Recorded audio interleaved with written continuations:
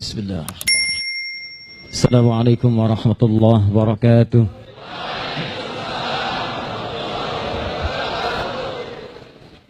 Alhamdulillahi wa kafa. Wassalatu wassalamu ala rasulillahil mustafa wa ala alihi wa sahbihi wa man wafa. Amma ba'd, fa ya ibadallah, usi nafsi wa iyyakum bitaqwallahi faqad fazal muttaqun. فلا تموتن إلا وأنتم مسلمون. فقال تعالى: يا أيها الذين آمنوا اتقوا الله حق تقاته ولا تموتن إلا وأنتم مسلمون. Saudara-saudariku, keluargaku, saya katakan keluarga karena di tanah ini saya dilahirkan. Jadi kalau ada yang bertanya, kenapa Ustadz Adi datang ke Banten? Jangan katakan saya ingin sekedar ceramah, tapi katakan Ustadz Adi pulang ke tanah kelahirannya. Kenapa mengambil tanggal 11 September? Karena tanggal ini saya dilahirkan di tanah kelahiran ini. Karena itu kalau saya datang 11 September ke daerah Banten, maka saya akan kembali ke tanah kelahiran yang kita banggakan. Dan di tanah kita inilah kemudian dikenal dengan dua hal utama sampai ke level dunia. Banten kalau tidak dikenal dengan pejuangnya, maka dikenal di dunia dengan ulamanya.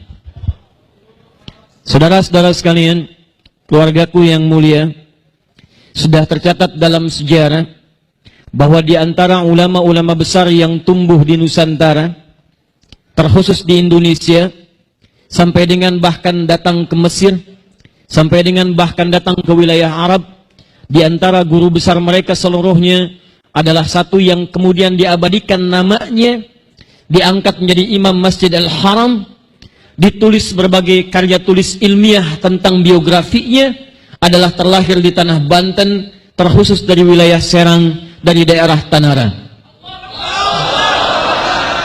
Saking besarnya pengaruh Banten, maka nama daerahnya dilekatkan pada namanya. Namanya Syekh Nawawi, asalnya dari Banten, maka dikenal dengan Syekh Nawawi Al-Bantani. Lahir tahun 1320 Hijrah, bertepatan dengan 1813 Masehi. Beliau kemudian pernah diangkat jadi imam besar di Masjid Al-Haram. Mengaji kepada beliau Syekh Mahfud At-Tarmasi, mengaji kepada beliau Syekh Khalil Al-Bangkalani, mengaji kepada beliau Syekh Muhammad Hashim Al-Ash'ari yang mendirikan Nahdlatul Ulama tanggal 31 Januari tahun 1926. Mengaji kepada beliau Kiai Haji Ahmad Dahlan yang mendirikan Muhammadiyah tanggal 18 November tahun 1912. Kiai Haji Ahmad Dahlan, Kiai Haji Muhammad Hashim bin Ash'ari, dua-duanya sebelum berangkat ke Mekah mengaji kepada Kiai Haji Soleh Darat di Semarang. Kiai Haji Soleh Darat muridnya Kiai Haji Syekh Nawawi Al-Bantani. Jadi kalau kemudian kita saat ini hadir di tanah Banten, lahir di tempat ini, tanah yang kita cintai, maka kita patut berbahagia bahwa di antara sekian ulama besar yang tumbuh di muka bumi, salah satunya berasal dari tanah Banten, dikenal dengan Syekh Nawawi Al-Bantani. Takbir. Jadi kalau ada orang Banten tidak cinta ulama, orang Banten tidak menjaga ulama, orang Banten tidak melahirkan ulama, itu artinya bukan Banten yang sesungguhnya. Karena itu berbahagialah saudara-saudariku, di antara ciri kelahiran para ulama, kata Nabi SAW dalam hadis riwayat Ibnu Majah, nomor hadis 233, diriwayatkan oleh seorang sahabat bernama Abu Darda. Di antara ciri kelahiran ulama adalah penuhnya majlis ilmu yang dihadiri oleh orang-orang yang belajar serius di dalamnya. Qala Rasulullah sallallahu alaihi wasallam, man salaka tariqan yaltamisu fihi ilma sahhalallahu lahu tariqan ilal jannah wa innal malaikata la tad'u ajnihataha ridan li talibil ilmi wa innal ulama'a warathatul anbiya wa innal anbiya'a la yurithuna dirhaman wala dinara walakinnahum yurithuna al-ilma fahadbuhum fatamassakuhum bihadhin wafir. Siapapun, kata Nabi SAW, yang menyiapkan dirinya, melangkahkan kakinya menuju pada majlis ilmu, walaupun dia belajar sedikit dari tuntunan agamanya, Maka apa yang disampaikan Nabi? Setiap langkah yang dilangkahkan ke majlis ilmu, kata Nabi, akan langsung dicatat oleh Allah Subhanahu wa ta'ala untuk meringankan langkah para penuntut ilmu menuju surganya Allah Subhanahu wa ta'ala. Catat keluargaku sekalian, di hari ini 1 Al-Muharram 1440 Hijrah, hari yang baru, di bulan yang baru, di tahun yang baru, dari sekian hamba-hamba Allah yang beraktivitas, ada yang berlibur, ada yang tamasya, ada yang senang-senang. Masya Allah, Anda langsung yang terpilih oleh Allah Subhanahu wa ta'ala datang ke masjid ini dengan niat menuntut ilmu. Maka saya bermohon pada Allah Subhanahu wa ta'ala, di tanah para ulama, di Masjid Banten ini, saya bermohon semoga dengan itu kita insya Allah akan diringankan langkahnya di surga Allah Subhanahu wa ta'ala. Belum selesai kalimat hadisnya.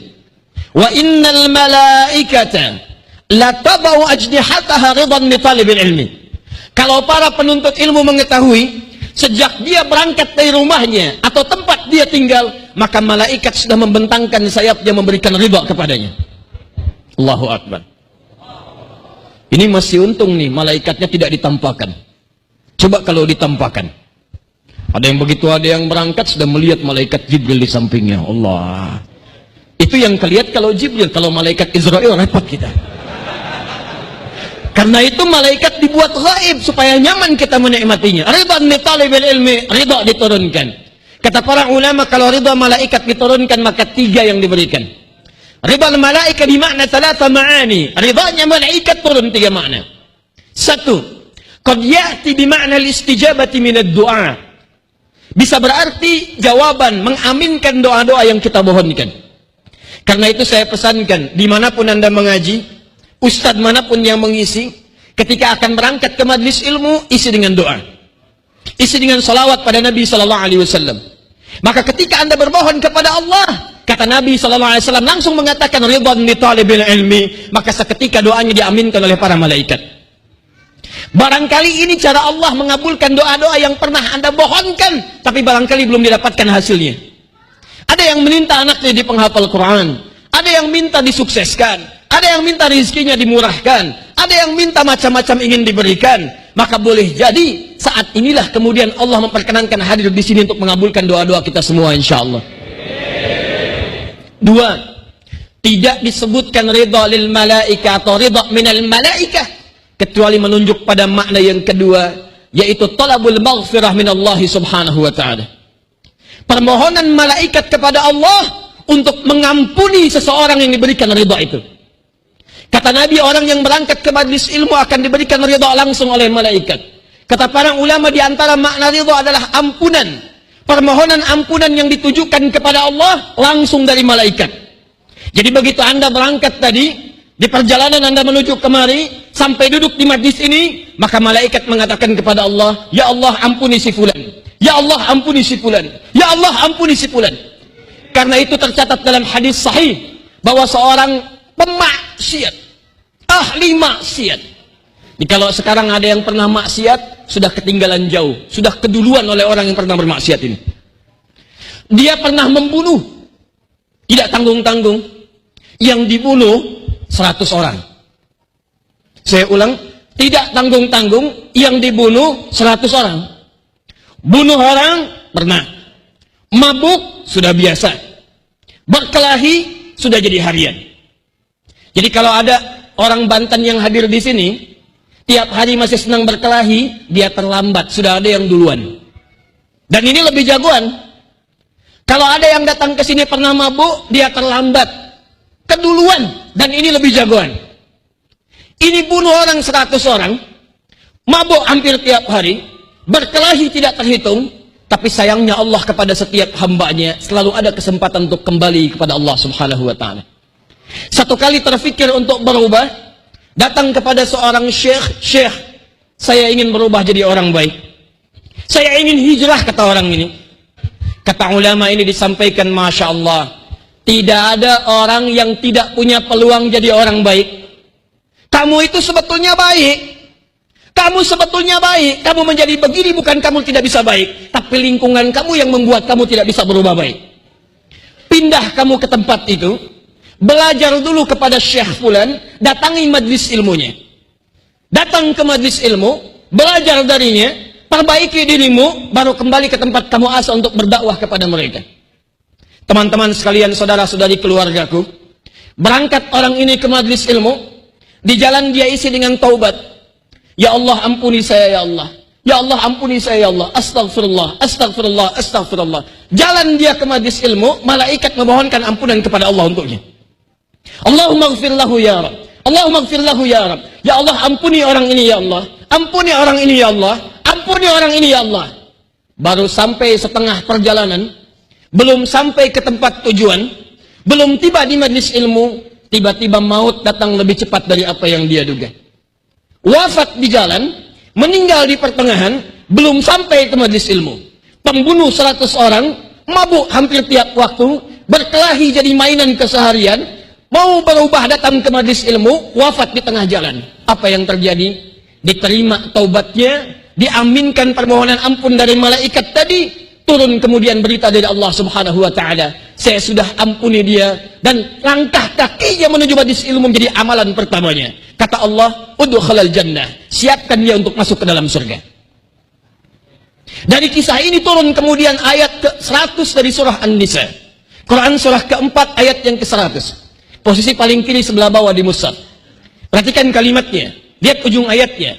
Wa may yakhruj min baitihi muhajiran ila Allah war rasuli thumma yudrikul maut faqad waqa'a ajruhu 'ala Allah.